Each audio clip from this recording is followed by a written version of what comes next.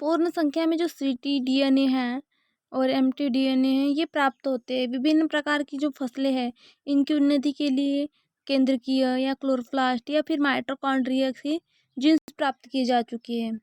कुछ clone jeans के example निम्न प्रकार है, कैसे कि फ्रेंच बीन के फेसियोलिन यानी कि जो जीएल ग्लोबिन के लिए जीन है वह, सोयाबीन के लिए अनेक फेसियोलिन लेगी हीमोग्लोबिन जीन्स, मटर की जो रूप्स कॉर्बिलेज है छोटी उप-इकाई का जीन, गेहूं तथा मक्का की जो बड़ी रूप से कार्बोलेज उप इकाई के जीन्स।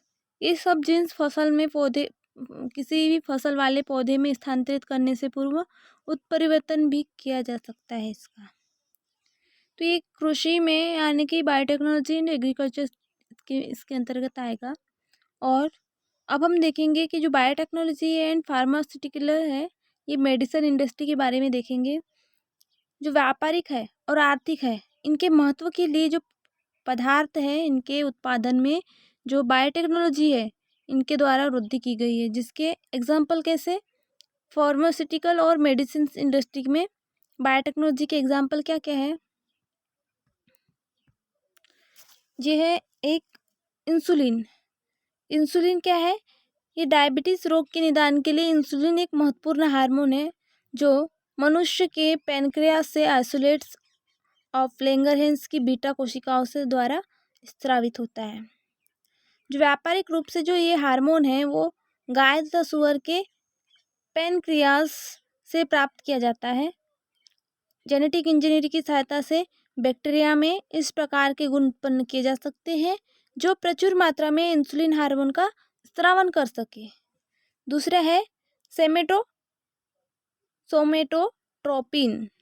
सोमेटोट्रोपिन क्या है, मनुष्य के मस्तिष्क में हाइपोथैलेमस द्वारा यह वृद्धि हार्मोन स्रावित होता है जो कि हर्बर्ट बायर ने 1977 के जेनेटिक इंजीनियरिंग की सहायता से ई कोलाई नामक जो बैक्टीरिया है इससे सोमेटोट्रोपिन नामक हार्मोन प्राप्त किया।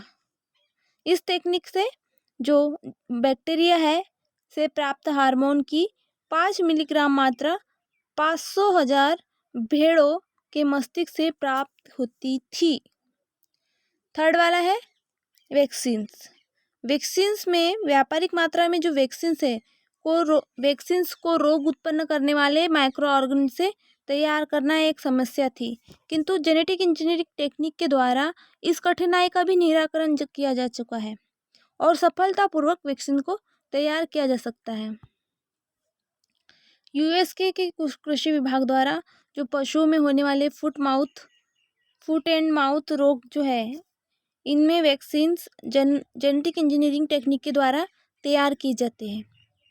इसी प्रकार के जो वैक्सीन्स हैं वो मलेरिया, हेपेटाइटिस इन रोगों के लिए तैयार करने के लिए वैज्ञानिक योजना बना रहे हैं। फोर्थ वाला है इंटरफेरोन। इंटरफेरोन जो है जो वायरस द्वारा संक्रमित पोषक कोशिकाओं में प्रोटीन युक्त पदार्थों का निर्माण करता है। इंटरफेरोन शरीर में वायरस के प्रति सुरक्षात्मक कार्य करते हैं और इसे बायोगेन ने 1980 में जेनेटिक इंजीनियरिंग टेक्निक के द्वारा मानव प्रोटीन के समान इंटरफेरोन का निर्माण किया है। फिफ्थ वाला है जेनेटिक डिसीज, आनुवंशिक रोग। कुछ मनुष्यों में जैसे कि जेनेटिक डिफेक्ट्स आनुवंशिक दोष होते हैं जिनको जेनेटिक इंजीनियरिंग टेक्निक के द्वारा दूर किया जा सकता है, जिसमें खराब जीन्स को ट्रांसफर नवजात शिशु में करके उसे रोगमुक्त बनाया जा सकता है। इस प्रकार जीन को पृथक करके रिकॉम्बिनेंट जीन का निर्माण करके विभिन्न प्रकार के औषधि तथा जीन्स उपचार द्वारा आनुवंशिक रोगों का उपचार किया जा सकता है।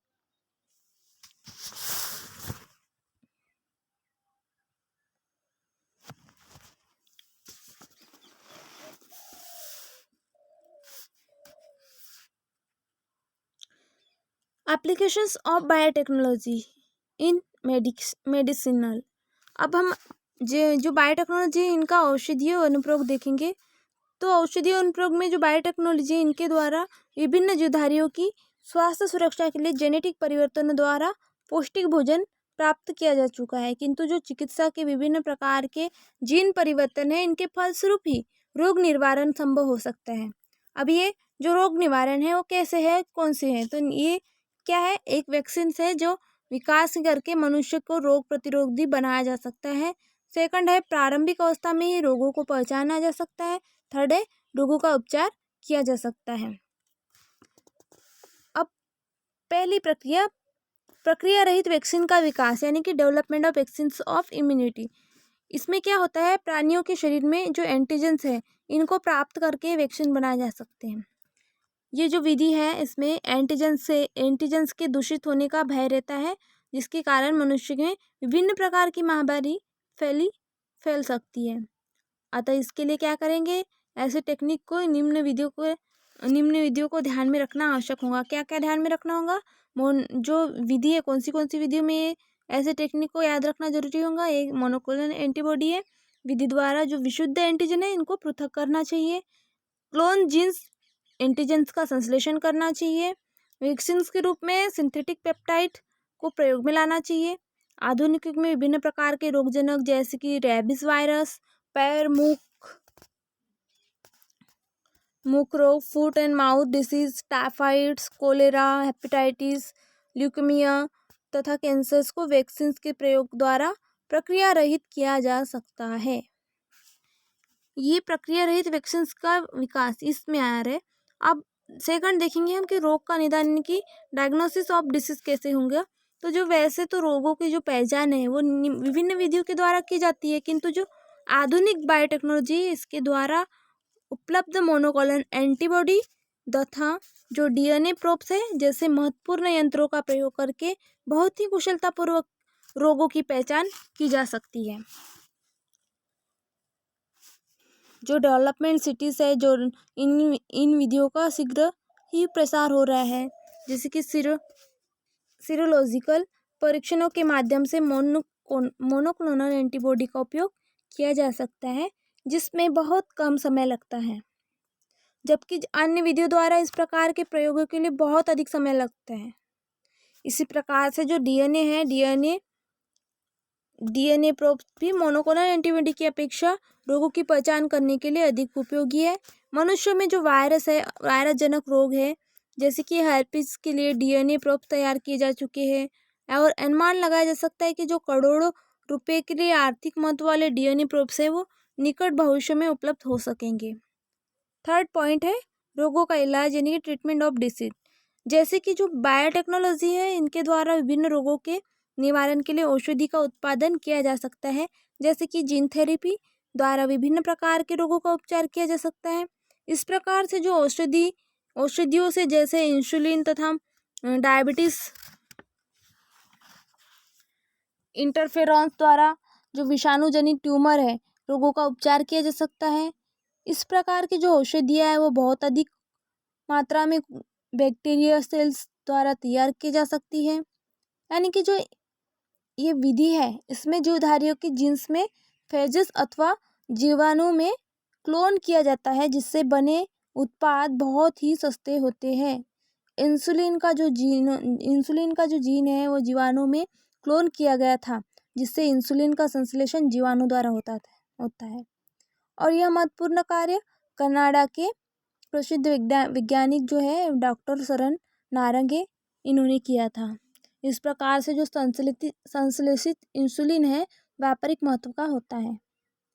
इसी प्रकार से जो इंटरफेरोन है इनका भी संश्लेषण करने के लिए महत्वपूर्ण कार्य किए जा रहे हैं। जीव तकनीकी द्वारा विभिन्न प्रकार की जो प्रोटीन्स है यूरोकाइनेस, VII फैक्टर, मानव वृद्धि हार्मोन HGS तथा अन्य महत्वपूर्ण औषधियों का निर्माण आधुनिक युग में संभव हो सकेगा और इस दिशा में विभिन्न वैज्ञानिक कार्यरत हैं। तो ये बायोटेक्नोलॉजी के medicinal applications of biotechnology in medicinal field में था, जिसमें फर्स्ट था वैक्सीन्स के विकास में मनुष्य को रोग प्रतिरोधी बनाया जाना। प्रारंभिक अवस्था में रोग को पहचाना जा सकता है। रोगों का उपचार किया जा सकता है। तो थर्ड पॉइंट थे। तो पहला पॉइंट इसमें देखा हमने प्रक्रिया रहित वैक्सीन्स का विकास या development of vaccines of immunity. दूसरा पॉइंट डायग्नोसिस ऑफ डिसीज और third point treatment of disease. तो ये एप्लीकेशंस इन बायोटेक्नोलॉजी इन मेडिसिनल्स ये इस पॉइंट के अंतर्गत आएंगे। थैंक्स।